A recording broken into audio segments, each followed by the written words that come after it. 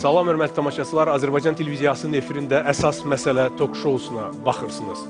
Müzəffər ordumuzun qələbələri əlbəttə ki, hər birimizi ürəkdən sevindirdi və məhz bu günlərdə, müharibənin getdiyi günlərdə biz, necə deyərlər, həm dostlarımızı, eyni zamanda bizə dost olmayanları tanıdıq, özü də yaxından tanıdıq. Bugün studiyamızda əyləşmiş qonaqlarımız məhz Azərbaycanın dostları olan insanlardır. Onlar Fransa Respublikasından ölkəmizə səfərə gəliblər.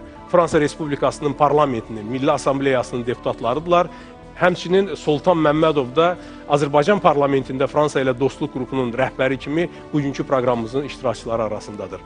Mən bütün qonaqlarımızı sizə təqdim edərək proqramımıza başlamaq istərdim. Beləliklə, Jérôme Lambert, Fransa Milli Assambleyasında Azərbaycanla dostluq qrupunun rəhbəri, Jean-Luc Reitzer, yenə də Fransa Milli Assambleyasında Azərbaycanla dostluq qrupunun sədr müavini, Jérôme Lambert də eyni zamanda xatırladım ki, vitse-prezidentdir.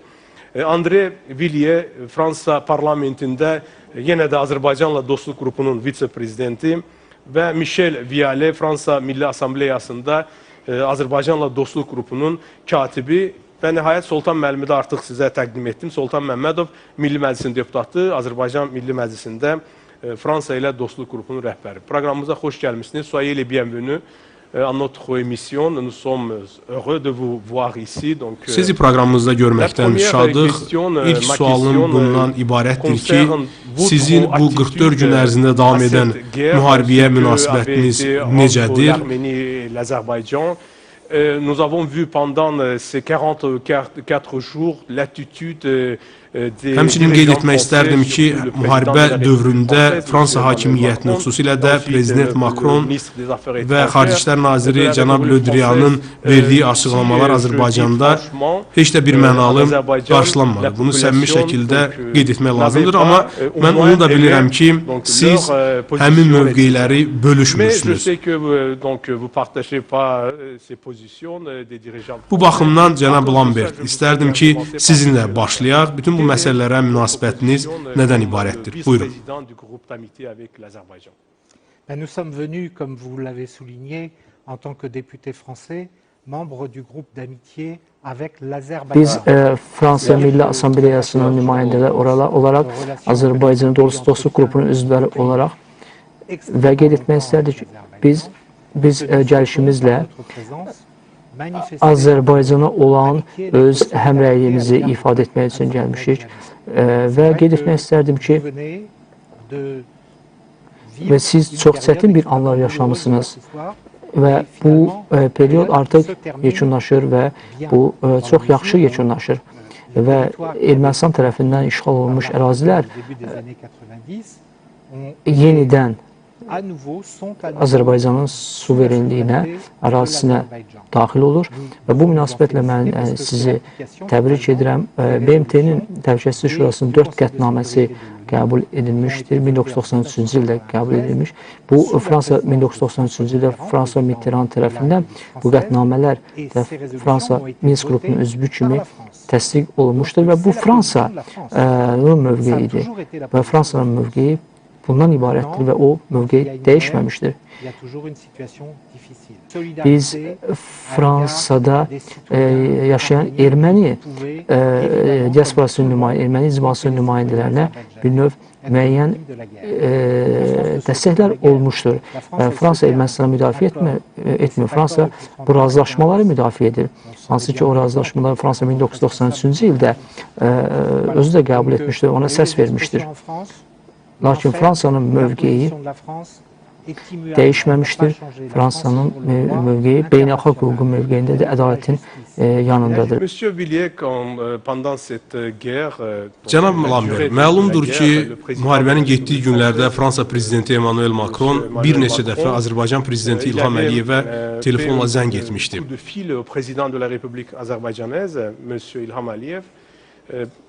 Həmin zənglərdən sonra cənab Macronun bir açıqlaması bizə xüsusilə toxundu. O bildirmişdi ki, Azərbaycanın Qarabağa hücum etməsi üçün heç bir əsası yox idi.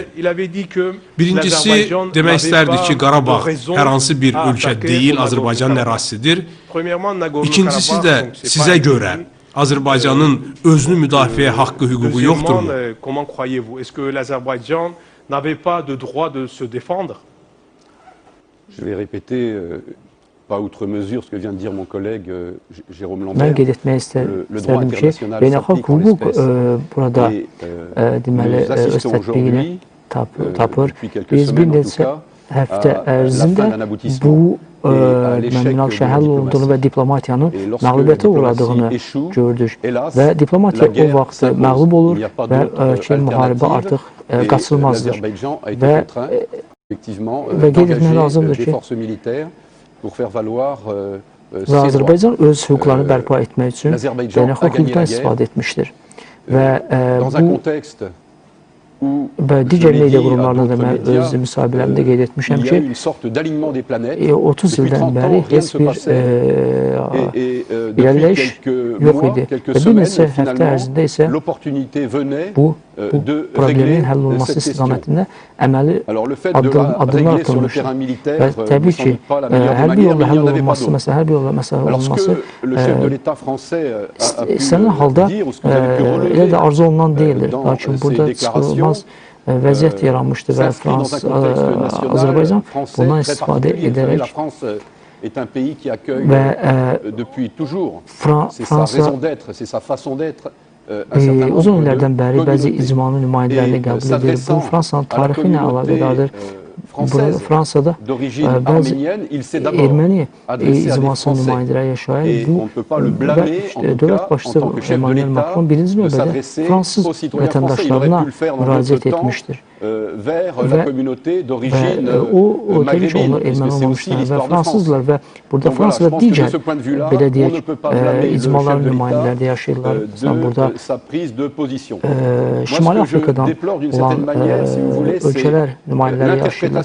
Lakin burada media tərəfindən aparılan mən kampaniyalara diqqət çəkmək istəyirəm. Mən artıq uzun illərdən bəri ki, Azərbaycana gəlirəm və burada gəlişim də mən həqiqətən də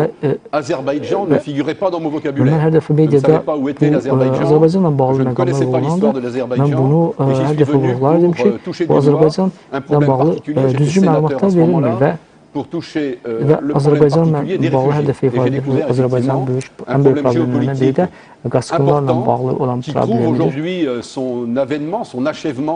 Və bir ay sonra ərzində biz gördük ki, mən 10 il bundan əvvəldən söylədiyim fikirlər və sizin Fransanın Azərbaycanın mövqeyi və bu hadisələrin bu istiqamətdə dövran etməsi və hadisələrin həll olunması vəziyyəti gətirib bu istiqamətə çıxartmışdır.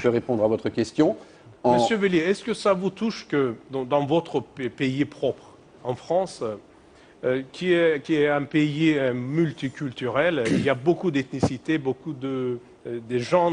Cənab Villier, sizə toxunmurmu ki, sizin öz ölkənizdə, yəni çox millətli dövlət olan Fransada 600 minlik bir icma, erməni icması, Fransa Milli Assambleyasının deputatlarını, siyasi xadimləri ciddi şəkildə təhdid edir. Par exemple, votre collègue, M. Lambert, M. Bu, demokratik bir ölkədə necə qəbul oluna bilər? Ümumiyyətlə, Fransanın məhkəmələri, hüquq mühafizə orqanları hara baxırlar? Est-ce que c'est acceptable dans un pays démocratique où regardent les juges Niyə onlara öz yerlərini göstərmirlər? Donc, d'État de la France? Écoutez, moi si je l'acceptais, Məncə bunu qəbul etsəydim, təbii ki, mən burada olmazdım. Mən bunun gəlməyimin məqsədi də və bu missiya və Jérôme Lambertlə birgə və biz təsdiq etmək üçün biz kimik? Və biz parlamentin üzvləriyik və məsul cavabdeh şəxslərik və biz bu təzyiqlərə, onların diktələrinə cavab veririk. Təbii ki, burada təhdidlər, söyüşlər və təhqirlər var idi. Il voulait vous tuer, M. Lambert, n'est-ce pas?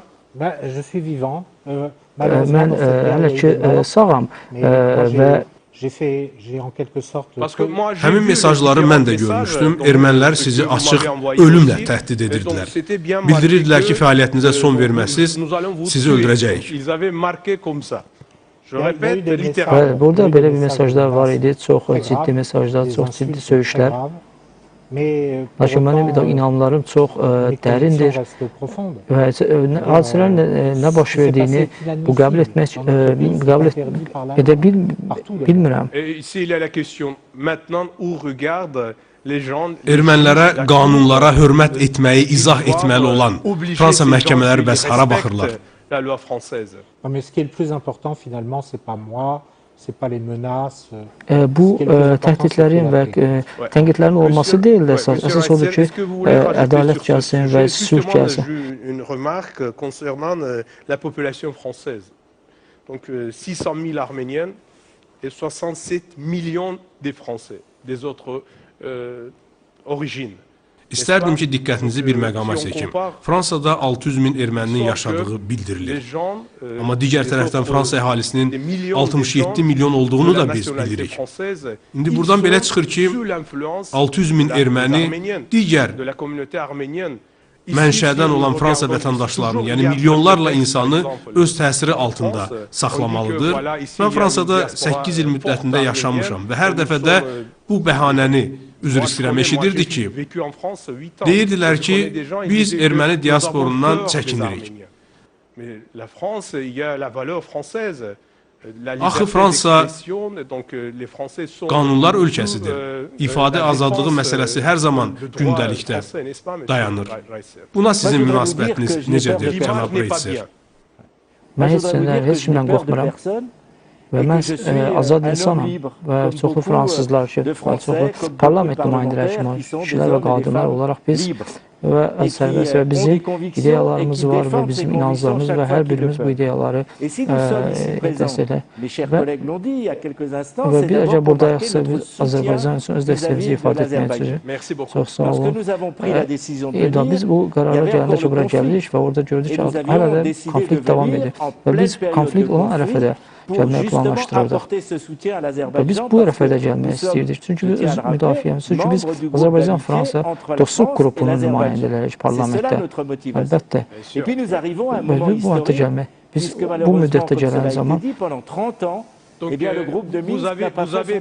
vous avez pris cette décision və siz bu qərarı müharibə başa çatmamışdan əvvəl qərar vermişdik və lakin necə biz gəlmək istəyirik? Çünki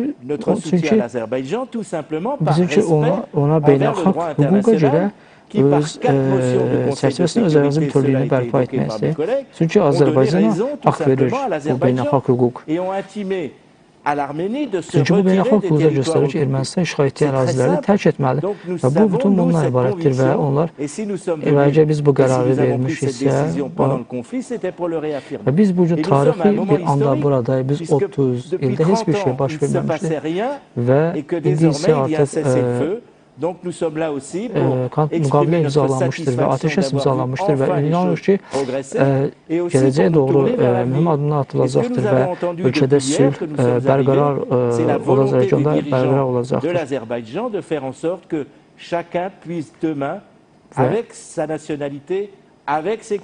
Və biz inanırıq ki, Azərbaycanda indiki kimi, yəni öz inancına asılı olmayaraq insanlar sərbəst şəkildə sülh şəraitində yaşaya biləcəklər. Və bu məqsəd bundan ibarətdir və biz hamımızın məqsədi buna bu istiqamətə yönəlməlidir.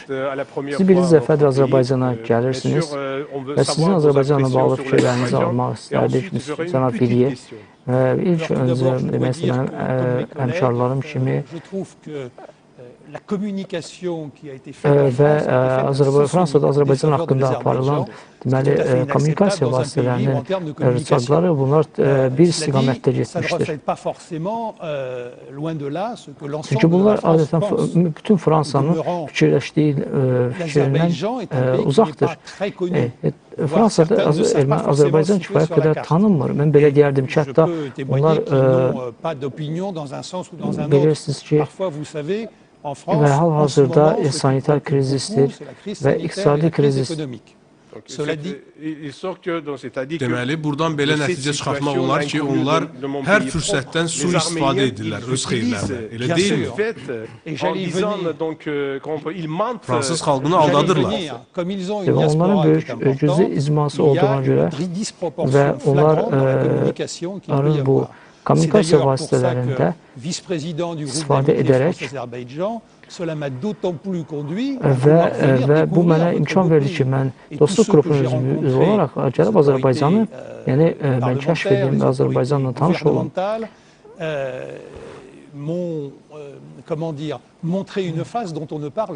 Və elə bir vəziyyət təqdim etmək ki, hətta Fransa mediasında bu artıq belə bu hallar öz ifadəsini tapmır.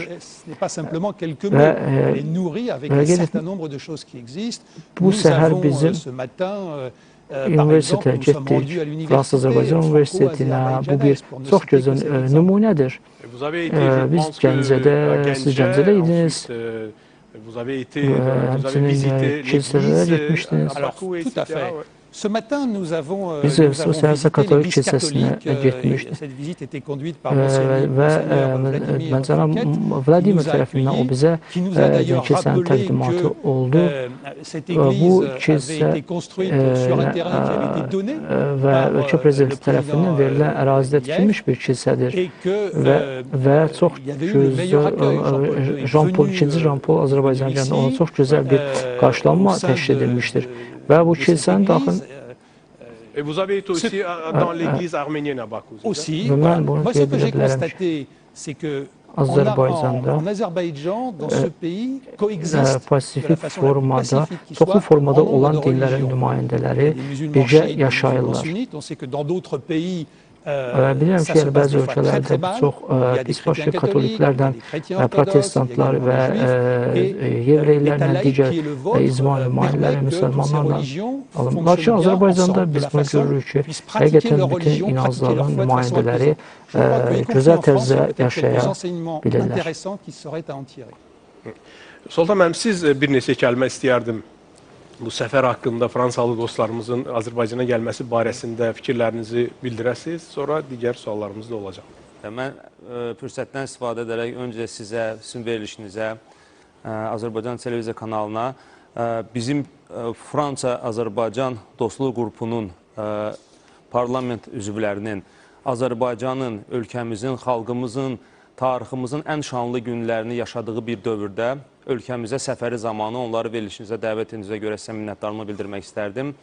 Xüsusilə qeyd etmək istərdim ki, bizim bu şanlı dövrümüzü yaşayaraq iyul hadisəsində, iyul ayında, 2020-ci ilin iyul ayında ilk erməni təxribatı, sonra avqust ayında Diversiya qrupu tərəfindən həyata keçirilmiş təxribat, xüsusilə 27 sentyabr tarixindən aparılan döyüşlər zamanı bugün burada iştirak edən bizim dost Fransa Milli Assambleyasının üzvləri Azərbaycan həqiqəti, Azərbaycanın haqlı mübarizəsi haqqında məlumatın Fransa ictimaiyyətinə çatdırılması, Fransa Milli Assambleyasında hər bir deputata çatdırılması üçün çox böyük işlər görmüşlər. Və qeyd etmək istərdim ki, bizim onlarla mütəmadi apardığımız danışıqların nəticəsində məhz bu insanların Azərbaycana səfəri məhz noyabr ayının 10-da imzalanmış bəyannamədən bir neçə həftə qabaq qərar qəbul olunmuşdur. Yəni bu adamlar, bizim bu dostlarımız məhz bizim ağır günlərimizdə Azərbaycana səfər etmək, Azərbaycanın mövqeyini dəstəkləmək üçün gəlmişlər. Və mən çox sevinirəm ki, bizim bu 3 gün ərzində Milli Məclisdə keçirdiyimiz görüşlər, Fransa-Azərbaycan dostluq, Azərbaycan-Fransa parlamentlər arası əlaqələr üzrə işçi qrupu ilə keçirilmiş görüş zamanı biz bundan sonra da öz işlərimizi gücləndirmək, birlikdə görəcək tədbirlərimiz nəticəsində Azərbaycanın haqlı mövqeyini, Azərbaycanın bugün əldə etdiyi uğuru məhz beynəlxalq aləmə, dünya ictimaiyyətinə lazımi formada çatdırma haqqında razılığa gəlmişik. Və mən əminəm ki, bu əlaqələr həm parlamentlər arası münasibətlərin, eyni zamanda bugün Azərbaycanın və Fransanın ölkələrimiz arasında həm siyasi, həm iqtisadi, həm mədəni, həm humanitar sahədəki iki tərəfli münasibətlərin inkişafına verdiyi önəmi nəzərə alaraq bu işlərin gücləndirilməsi üçün biz parlament üzvləri olaraq öz töhfəmizi vermiş olacağıq. Bəli. Mən indi rejissordan xahiş eləyərdim, bizim işğaldan azad olmuş torpaqlarımızdakı dini, mədəni abidələrimizdən bəhs edən kadrları nümayiş etdirsin, həm bizə, eyni zamanda tamaşaçılarımıza. Donc, messieurs, chers invités de la France, maintenant notre régisseur présente les images de la région, des régions d'Azerbaïdjan qui sont libérés de l'occupation arménienne. Regardez, c'est une mosquée azerbaïdjanaise. Donc, ils ont détruit cette mosquée.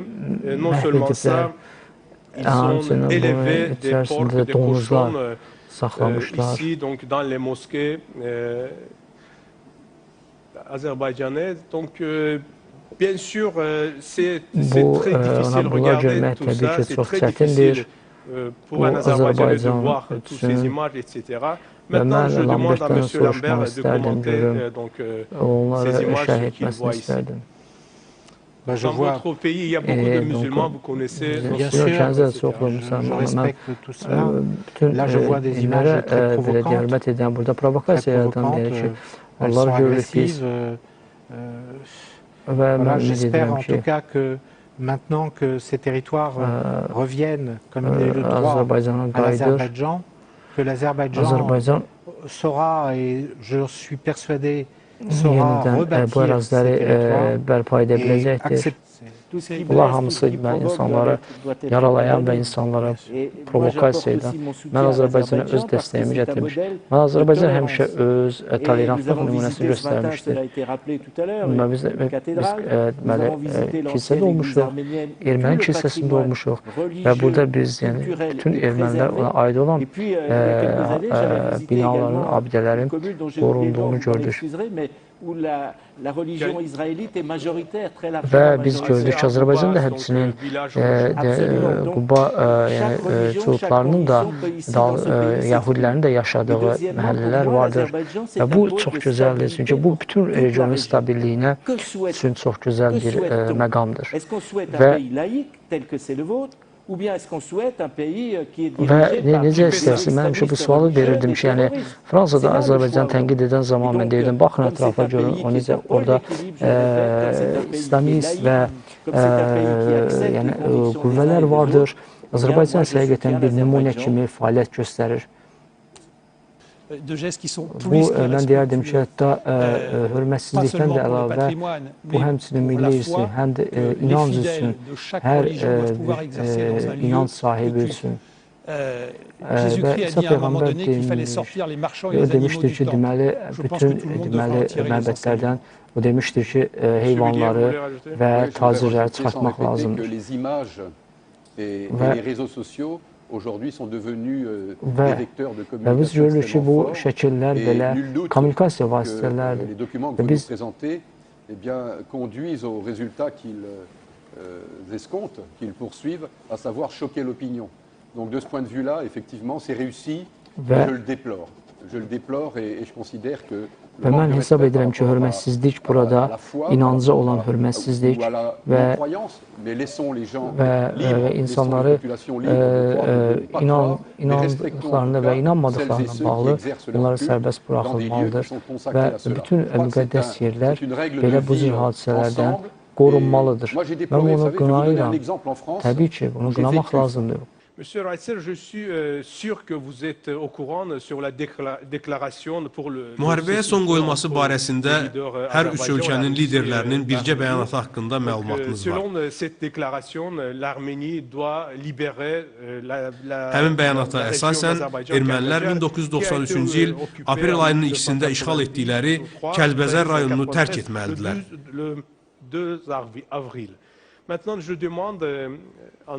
Onlar bu prosesə başlayıblar, amma necə? Oradakı evləri yandırırlar. Bütün kadrları rejissorumuz sizə təqdim edir, görürsünüz. İstərdim ki, bununla əlaqədar şərhinizi eşidək.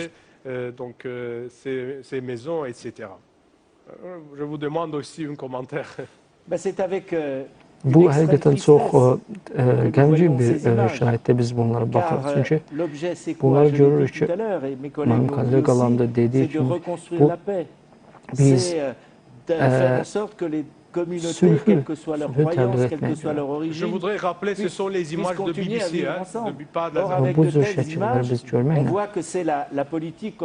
və biz görürük ki, burada yanmış torpaq siyasəti həyata aparır. Fransız dilində belə bir ifadə vardır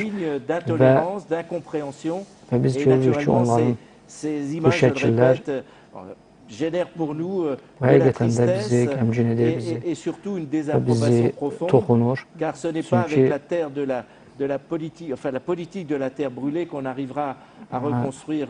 və bu hal, bu cür vəziyyəti yaratmaqla belə fəaliyyətlər göstərmək nə həqiqətən davamlı sülhə nail olmaq mümkün deyildir.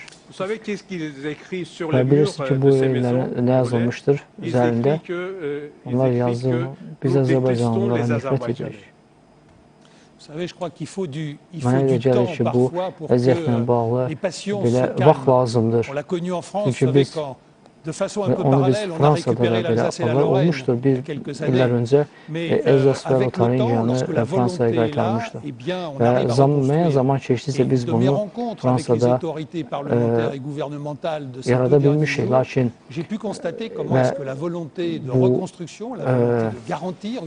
davamlı sülhün təmin olunması üçün daimi işlərimiz aparmalıdır və zaman keçdikcə İnsanlar bunu yaradacaqlar və burada görürük ki, onlar hətta ağaclar da kəsirlər.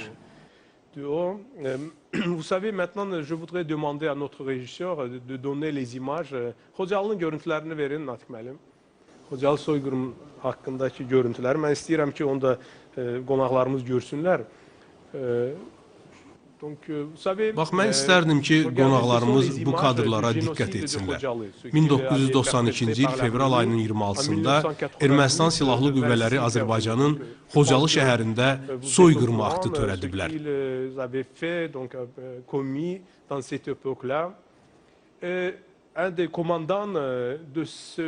Bu cinayəti həyata keçirmiş dırnaqarası komandanlardan biri Ermənistanın sabiq prezidenti Serj Sarkisyan sonralar bu fikirləri səsləndirmişdi. Xocalıya qədər Azərbaycanlılar hesab edirdilər ki, biz dinc əhaliyə əl qaldırmarıq. Amma Xocalıdan sonra məhz bu stereotipi biz dağıtdıq. Mən Ermənistanın sabiq prezidentinin sözlərini olduğu kimi sizə çatdırdım. Sonralar isə əlavə etmişdi, Azərbaycanlılar və ermənilər genetik nöqteyi nəzərdən birgə yaşaya bilməzlər.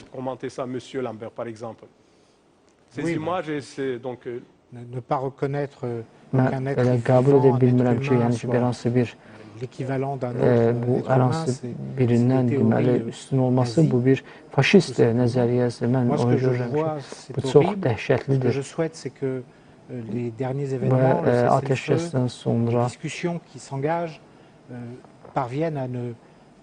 ümid edirəm ki, yəni bu cür hallar artıq yəni belə hallar baş verməyəcəkdir və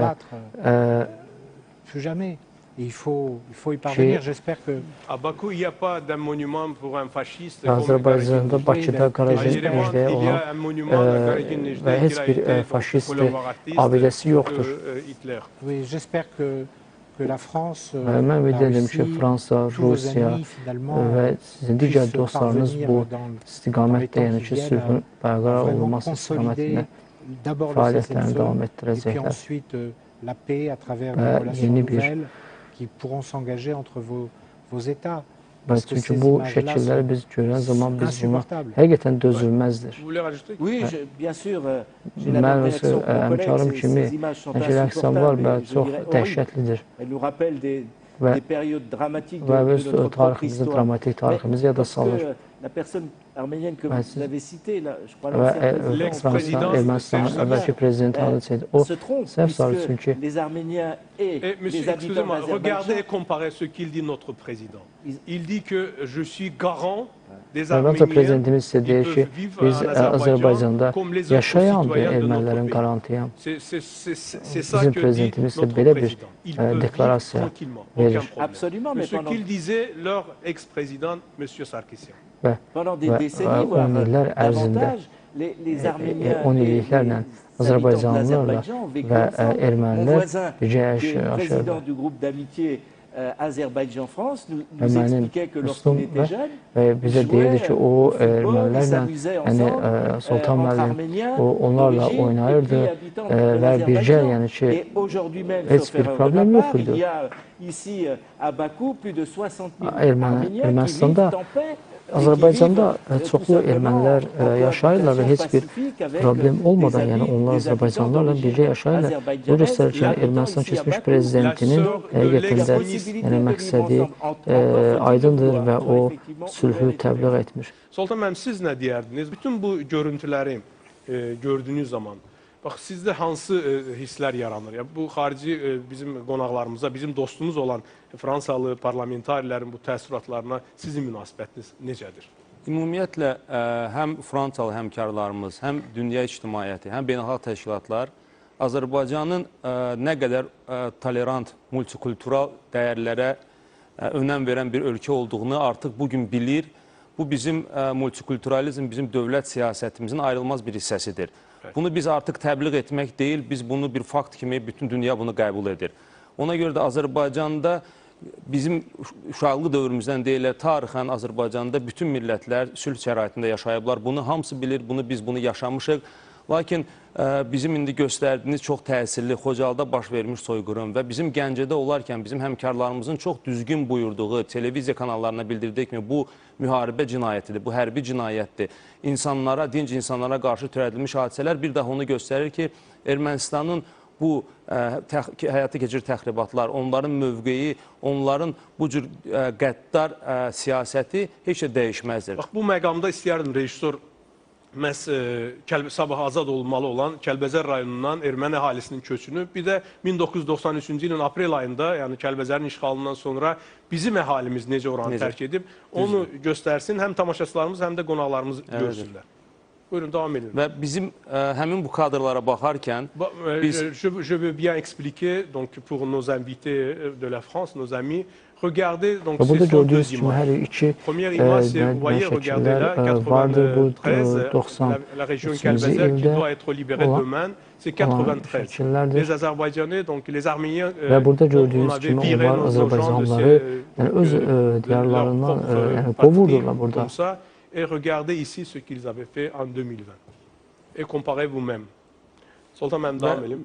Bu kadrlara baxarkən biz hər dəfə qeyd etmək istəyirik ki, bizim təkcə Kəlbəcər deyil, bizim işğal olunmuş torpaqlarımızdan, bizim dinc əhalimiz həmin illərdə ayaqyalın, çox pis vəziyyətdə ermənilər tərəfindən qovularkən, biz bugün onu müqayisə edərkən ki, bizim işğal olunmuş torpaqlardan ermənilərin hansı şəraitdə bizim ordumuz tərəfindən heç bir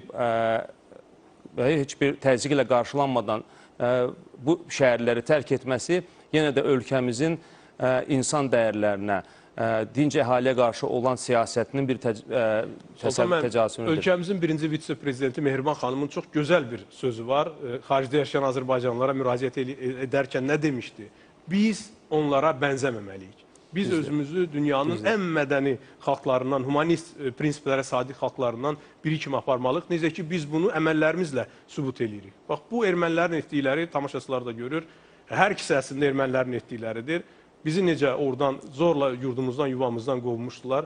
Bu isə bugün ermənilərin yenə də etdikləri vəhşiliklərdir ki, bütün dünyada o cümlədən burada oturanlar... Və onlar bununla razılaşmaq istəmirlər. Bunu bütün dünya görür. Bütün dünya görür ki, bizim insanlarımız hansı şəraitdə öz torpaqlarından qaçmalı olmuşlar. Lakin bugün yenə də onların həyata keçirdiyi o təcavüzkar siyasət, onların dinc əhaliyə qarşı Bərdədə, Gəncədə, mən çox sevinirəm ki, qonaqlarımız özləri, öz gözləri ilə həmin Gəncədə baş vermiş hadisələrlə tanış olmuş və əminəm ki, orada gördüklərini mütləq qaydada Fransada, Fransa cəmiyyətinə lazım qaydada çatdıracaqlar. Bax, André Villier'dən, je voudrais demander à Monsieur Villiers, est-ce que vous m'entendez bien? Ça y est, c'est bon. Voilà.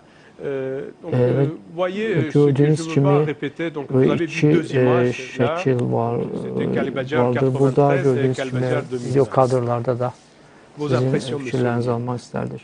C'est effectivement un raccourci de l'histoire qui nous montre que və bu lazımdır ki, bu dayansın, yəni bu hadisələr. Kadrda bir tərəfdə onlar bizim evlərimizi yandırırlar, digər kadrda isə siz görürsünüz bizim vətəndaşlarımızı necə öz yurdlarından qovurlar. Azərbaycan müharibəni qazanmışdır.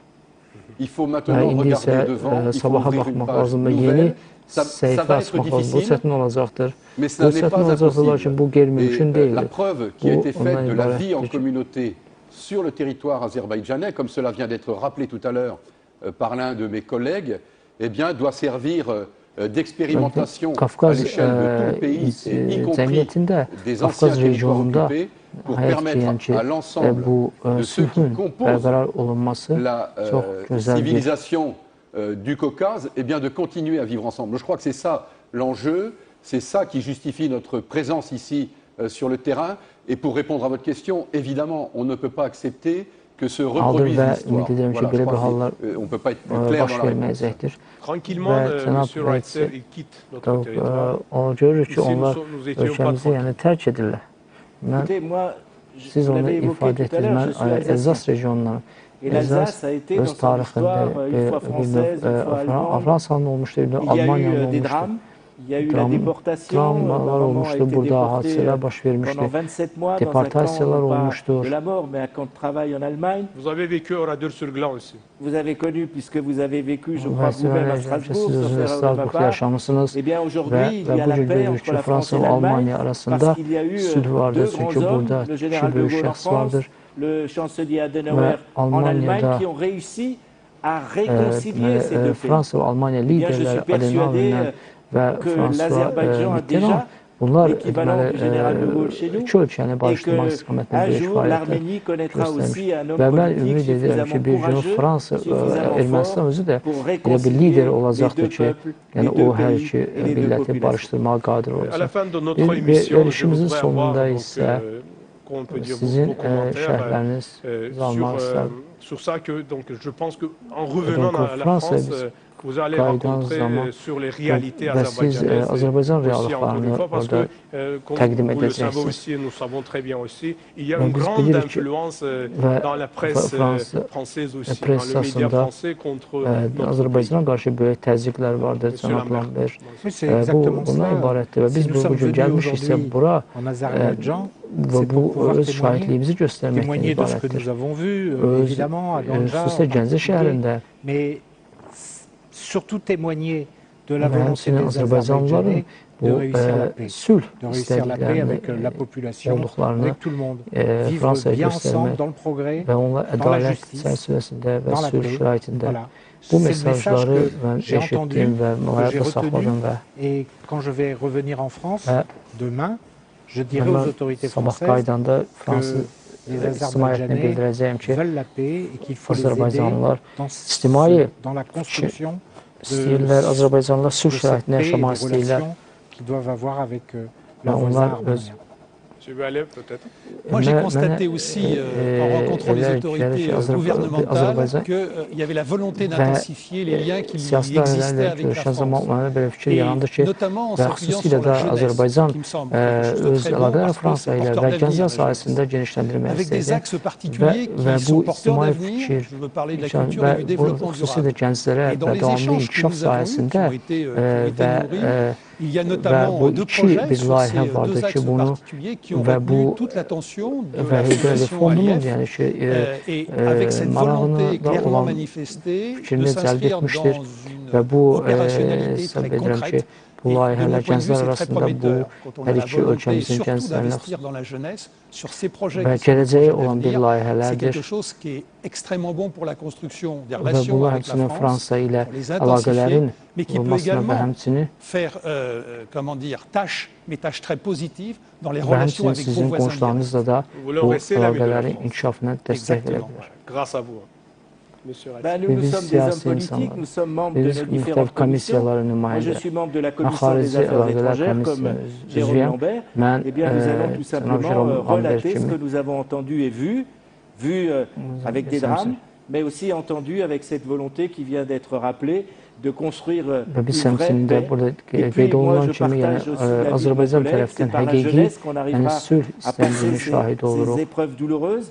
En Europe, on a le programme Avropada Erasmus bizim qui Erasmus permet les échanges proqramımız entre les vardır ki, jeunes des bu différents ölkələr pays. arasında Il y avait, müəyyən j'ai évoqué l'Alsace əlaqələrin, tout à l'heure, yəni la təhsil əlaqələrinin Fondation qurulmasına franco-allemande qui a kömək edir. également permis des échanges entre les jeunesses Bu allemandes et həmçinin françaises pour deməli, qu'elles se connaissent mieux. bizim C'est certainement la voie du dialogue, la voie de la həmçinin bizə paix, imkan la verir voie ki, de la biz concorde et la voie de bu l'avenir.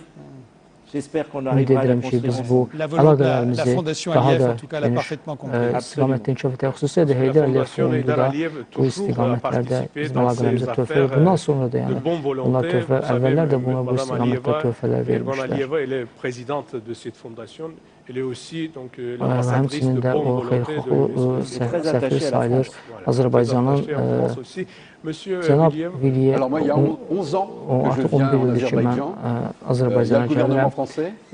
Fransız hökuməti var, Fransız diplomatiyası və həmçinin paralel diplomatiya var ki, buna biz aidik və biz parlament nümayəndələri olaraq da biz bunu həyata keçirik. Bu inisiyativlər bu bizə imkan verir ki, xalqları bir-birinə yaxınlaşdırar və hal-hazırda sizin ölkənizdə görürəm ki, və Fransanın belə deyək ki, müəyyən dərəcədə imicinin zəifləməsindən mən çox təəssüflənirəm və çünki ümid edirəm ki, növbəti illərdə Fransa əvvəlki olan nüfuzunu Azərbaycanda qaytaracaqdır. Həmsədr mandatına uyğun olaraq. Tout à fait.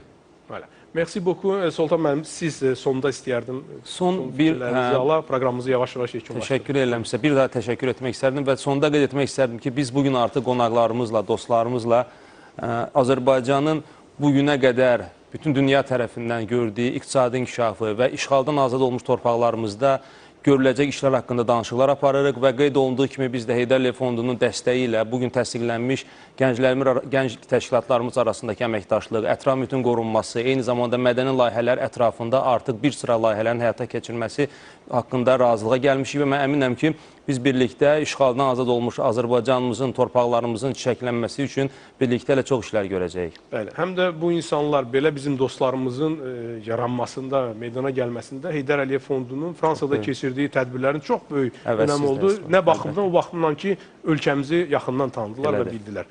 Je voudrais vous remercier pour votre participation. Çox sağ olun, gəldiyinizə görə sizə təşəkkür edirik. Merci d'être venu et soyez les bienvenus à Azerbaycan.